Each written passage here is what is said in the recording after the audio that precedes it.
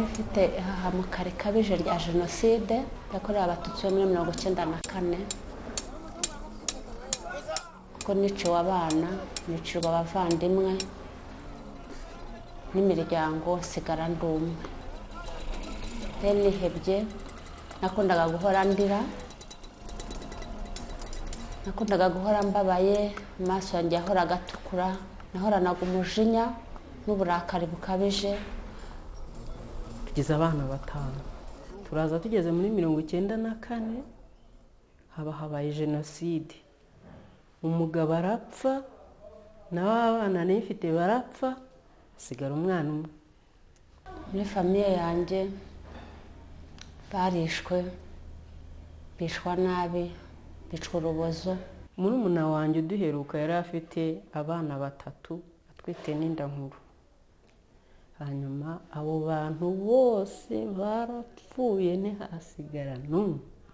N'umwana wanjye w'umuhungu yarishwa nagwa no mu mazi njya kumwibuka Bugande mu barohowe muri Victoria. Njyewe kuntu namubuze duhunga sinongera kumubona. Bagiye bicwa ntibanahwane bakazanabora bakajoga inyo. Umuryango wanjye wose barawumaze. Ubwo noneho rwacu rero kavukire tuvuka imutete barayishe bararangiza bibihuru.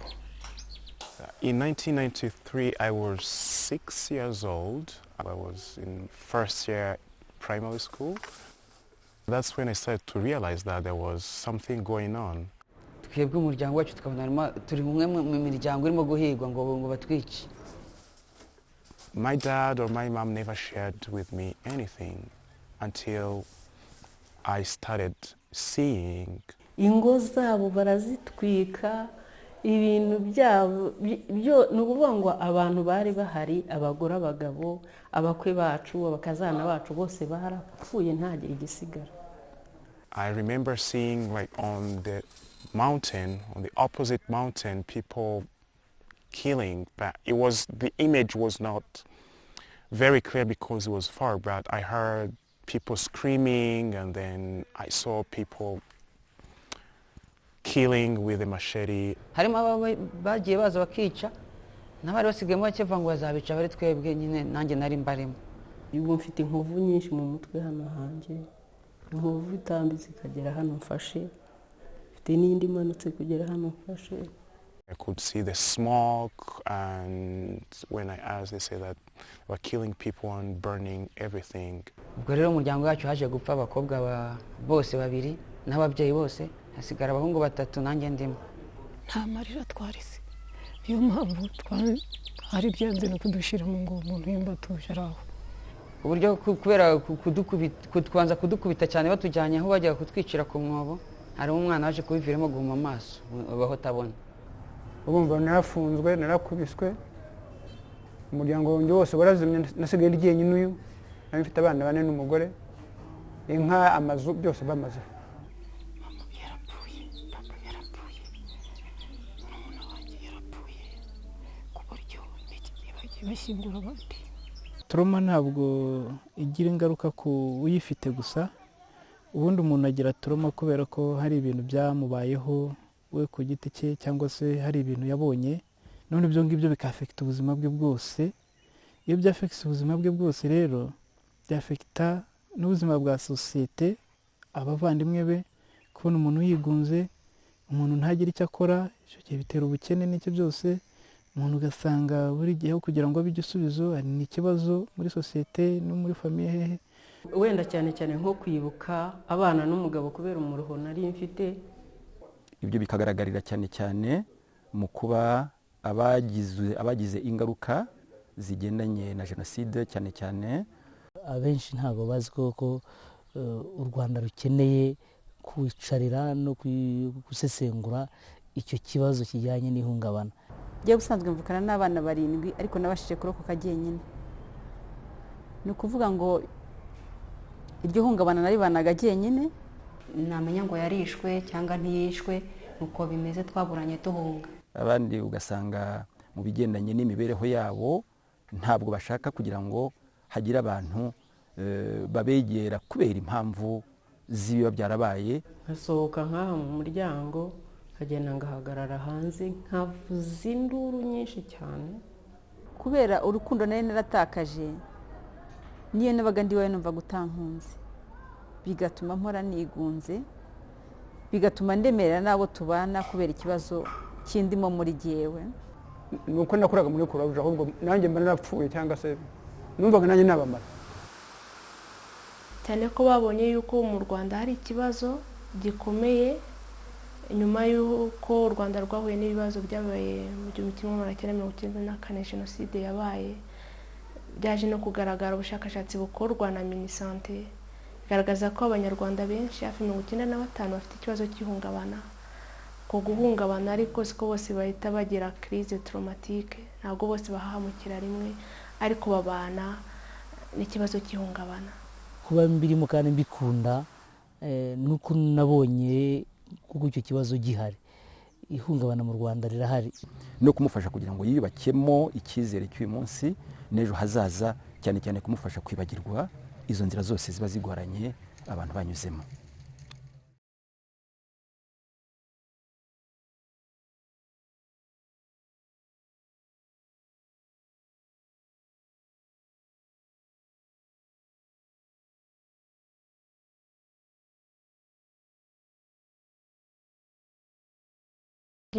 igihe cyo mu kwezi kwa kane cyo kwibuka abacu, icyo gihe turahura tukicara igihe cyo kugira ngo utangire urire, amaso atukure, umutima ubyimbe, tukibuka ryahugurwa twahawe, tukarikora, tugaseka, tukanezerwa, tugatangira kuririmbira Imana, tugatangira gusenga. First, let me tell you why we call this thought field therapy. My husband Roger was a clinical psychologist, and he was always searching for ways to better help his clients faster and deeper, longer lasting help.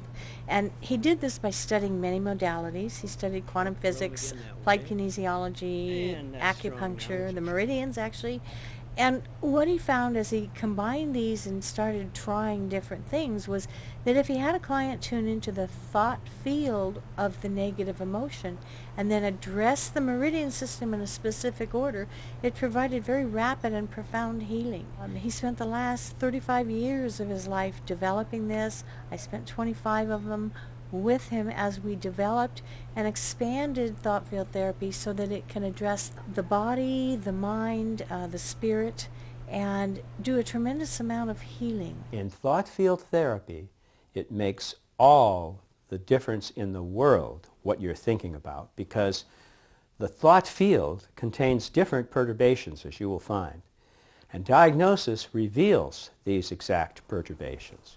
Birumvikana ko n'ubundi TFT ikorana n'uburyo umuntu atekereza cyane cyane ku buryo ureba imitekerereze ye akaba ariho ugendana nawe cyane cyane umuhaye kugaruka hehe kuri cya kibazo nyirizina yaje akubwira n'uburemere cyari gifite. Iki cyana cyagumije kudusuzugura gishaka kutwica. Numva ngiye gusa ndi umuntu ndi njyenyine, numva nta muntu ndi hafi bitewe n'ibintu. Mukamwezi Cecile, ndi umusicologue clinicienne, ibyo nize nsigaye nkorera muri iyi centre Zere, nkorera muri paruwasi ya Nyina w'Imana, diocese ya Byumba. Ukuntu naje gukorera ngaha muri iyi centre, naje kugira amahirwe yo guhabwa amahugurwa kuri TFT, mbona ni domaine yanjye mu 2009. So thought field therapy is often even called tapping therapy. It addresses the meridian system in a specific order while the person tunes into the thought field. And what this does actually is a non-invasive drug-free method for the rapid resolution of trauma and fear, anger, all the kinds of things that make our lives difficult. Umuntu ashobora kwivura ubwe ku giti cye adakeneye umuntu umuvura. Umuntu iyo yabyigishijwe ashobora kubyikorera akivura, cyane cyane turuma n'izindi ndwara zigendeye ku mitekerereze, maladie psychologique.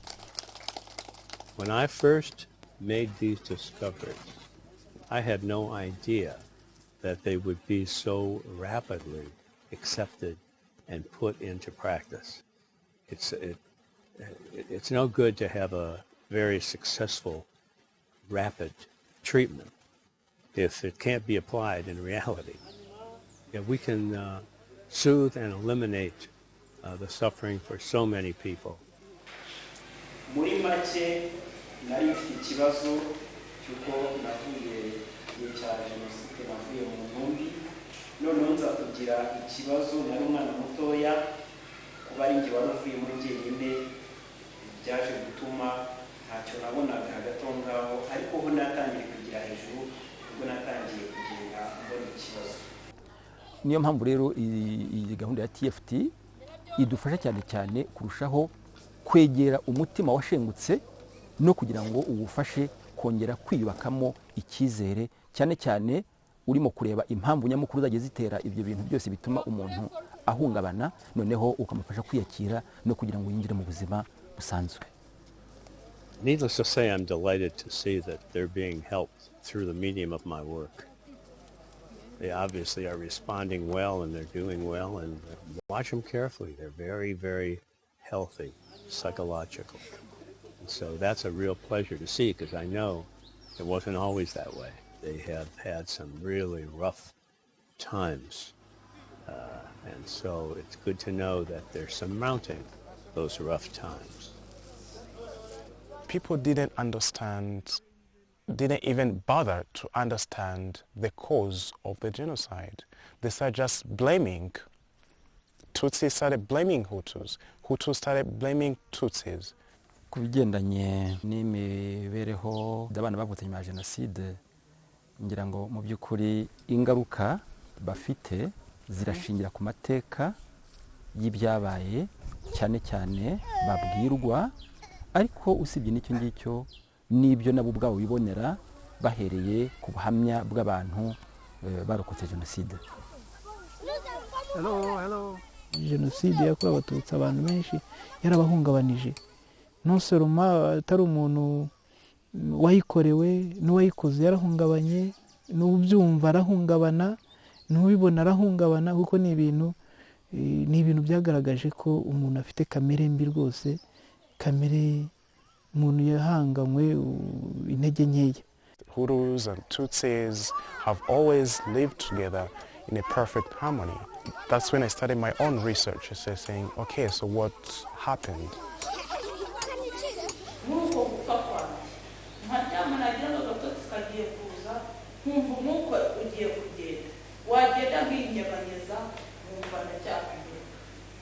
Nahitaga imijinya yose ihaguruka nkakurura uko mbayeho byose bikaza mu mutwe natukaga umuntu umunsi wose rwose. Sinavugaga ariko umuntu ajyaga kunyegera nkamuvuga wajya gushaka kumvugisha bitewe n'ibindi mu mutima ahubwo nkakubwira nabi.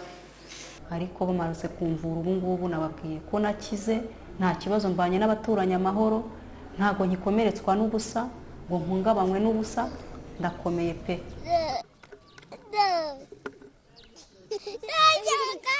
Numvaga abana banjye bagomba kuba imfubyi nta nyina bafite kubera ko nanjye numvaga ndiho nari.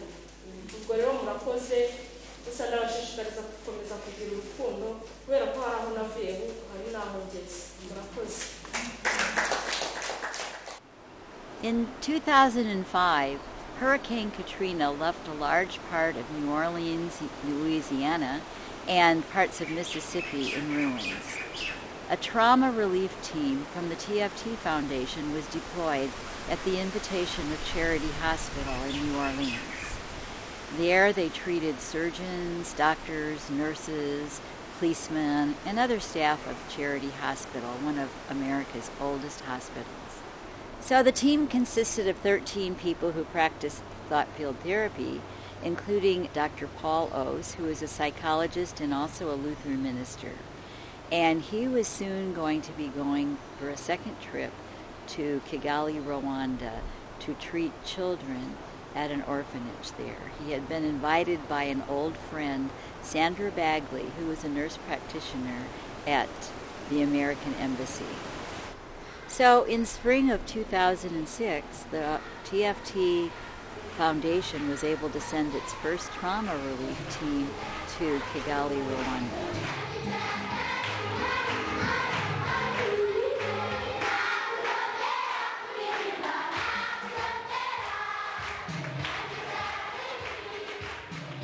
And there we treated 400 orphans and also did a study led by Dr. Caroline Sakai, a member of the team. The research turned out to be very compelling. The children improved greatly, and the results of that research were published in the International Journal of Emergency Mental Health. We became inspired by these results that held up even a year later when we returned in 2007. And many other people were starting to request our services. I do believe that this is a model treatment plan that can be used anywhere in the world. We know it's very effective, and it's proving to be more successful with each passing day. And the therapy lasts. It's an enduring treatment. It's not a fly-by-night thing at all. After working with the orphans at El Shaddai during 2006 and 2007, we received an invitation from a group called Women's Foundation Ministries in Kigali, Rwanda. And this is a group of women well known in the city for helping others who are suffering from trauma.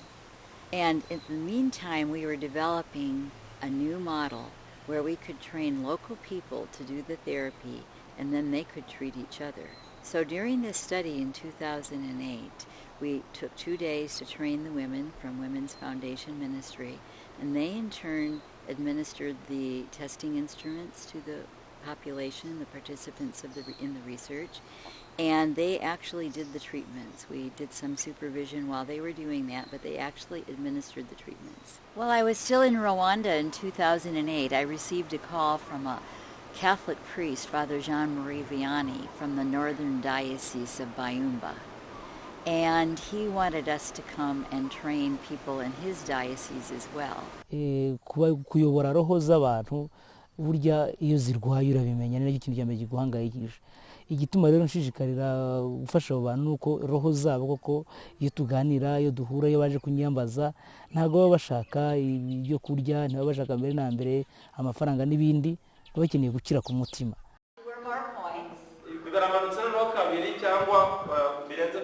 So in 2009 we had raised enough money to replicate the research that we did in 2008.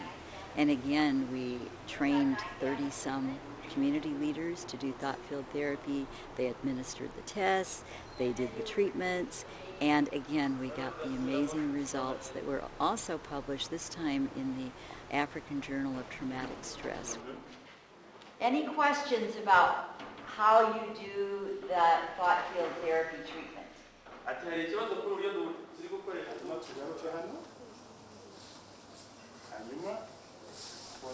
ku bigendanye n'ingaruka za jenoside ku baturage bo muri murenge wa Nyamiyaga, harimo ibibazo bitandukanye bigendanye cyane cyane no kuba imitekerereze y'abantu yarahindutse nyuma yo kubona ibyababereye mu maso, byari birimo ubwicanyi, byari birimo ndetse no gukora ibintu by'urukozasoni, byumvikana yuko abantu barahungabanye.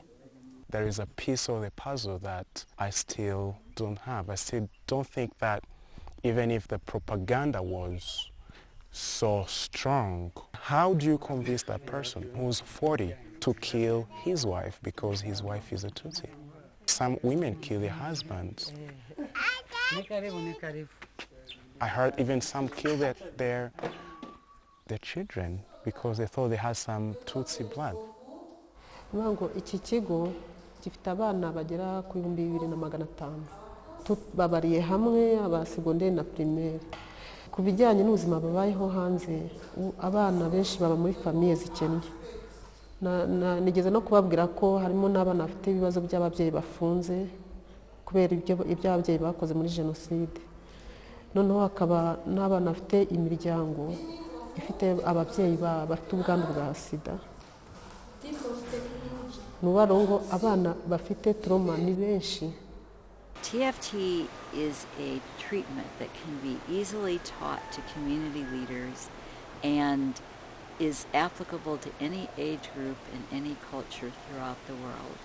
And I know my passion and my goal is to see TFT used in more places throughout the world. And that's something that I've pretty much been devoting most of my time to. ariko aho nabone bitandukaniye na TFT kandi nkabona koko ifite imbaraga kurusha izindi. Nibwo rero ayo mahugurwa tumaze kuyahabwa, nge naravuze nti mbonye igisubizo cyane cyane ku bibazo nkunda guhura nabyo buri munsi. Nuko twagiye muri gufata ayo mahugurwa. Amahugurwa twarayafashe ariko ubwa mbere twabonaga ari nk'imikino, tuyifata nkaho ari ukugira ngo twitemberere. Ndavuga nti ibi byo noneho ni ibyo kunkuraho, nta ibi ngibi byo ndabona ari ibyo kunkuraho. Nyine bakatubwira ukuntu, bakaduha ibintu dushushanya, bakaduha ibintu nyine kwituna ugatekereza ukuntu bagutemye n'imihoro, ukuntu bagize abantu bapfuye, ibintu bavuze ibyo bintu. Ndavuga nti ariko se bari abantu ni abashinyaguzi barusha shitani bubi. Ibintu byo kwibutsa umuntu ibintu umuntu yabayemo koko. I was not expecting a lot from it, but by practicing, by deepening it, I realized that there are changes through the techniques of tapping that we were taught. Because by the first time we were taking as a joke, we could not actually realize what is the benefit of this tapping. Namenye TFT bwa mbere na mbere muri 2008 ubwo bamwe mu baterapisti bari basanzwe barahuguwe na TFT nyine baje kutureba ko turi abantu twari dutuye ahantu hamwe mu mudugudu w'imfubyi n'abapfakazi. Ndabikora noneho mba ngarutse bwa kabiri numva cya kintu cy'igihinda gitangiye kujya kimvamo. As the explanations went on and the practice went on, we realized that TFT is a technique that helps people in a way that they could not believe. Kuriya batugiraga gutya batuvura nkarira umva ndorohewe. Tugeze mu rugo ndakomeza ndabyikorera, numva bingiriye akamaro, maze gukira mbikorera abana. Ni ibintu abanyamahanga bazanye tudasanzwe tumenyereye mu cyacu y'Abanyarwanda, wenda bidafite n'icyo bimaze. Maze kubimenya rero icyo byamariye nuko nahise numva bya bintu najyaga nkoresha kugira ngo uburyo nagiye mbikoreraho ku bibazo byinshi bigenda bitandukanye bijyanye n'ibintu byo guhangayika, wenda n'ibintu by'ubwoba, ibintu bijyanye mbese no kuba dekuraje. Ndetse abanzi imbere n'abanzi inyuma harimo diferanse cyane nko ku biro, guhora ndira ubu ndarira kuko hari impamvu n'ibyo nganiriye ku gihe cyose ubwo nahoraga mfite amarira. Badusanga natwe icyo gihe twari twateguye abantu bagera kuri 33, twari twatoranije baturutse muri secteurs zitandukanye z'ubuzima bw'umunyarwanda zifasha umunyarwanda. Icyo gihe twari twabakuye hari harimo abapadiri, hari harimo abantu bakora mu mirenge bashinzwe imibereho myiza y'abaturage mu mirenge, hari harimo abantu bashinzwe umutekano w'abaturage aribo bapolisi muri iki gihe, hari harimo abarimu n'abashinzwe imyitwarire y'abana ku mashuri. Karahindutse cyane kuko ikintu cyose narebaga nabonaga ari zero, nabonaga ko nta bushobozi mfite muri njyewe kubera ko numvaga n'amaraso yarahagaze. Numva mbese umujinya gusa nabaga uhari ari wundusha imbaraga, umujinya wandushaga imbaraga nkaho ari njye wakawukontorora. Ariko ubu ngubu mbasha kuwukontorora. Nimba utekerezo bishaka kunjyana ahantu hameze gutya nkabinanira, nkagerageza kuba nafata umurongo w'ibitekerezo, ubwenge bumbwira apana kuvuga iki ubwenge bupfuye nkabureka nkafata imyumvire myiza. Nyuma yaho rero icyo twakoze ubaterapisite twakoze uburyo tubahuriza hamwe. bajya mu kantu kameze nk'ishirahamwe bakagira coordination imwe aba ari bo nkurikirana umunsi ku wundi n'ibindi bikorwa bya santirivere, hanyuma tukagira gahunda yo guhura tugahuza abaturage kubera ko abaturage ni benshi bakeneye ubufasha bwacu. Turabahuza rero tukagira icyo twita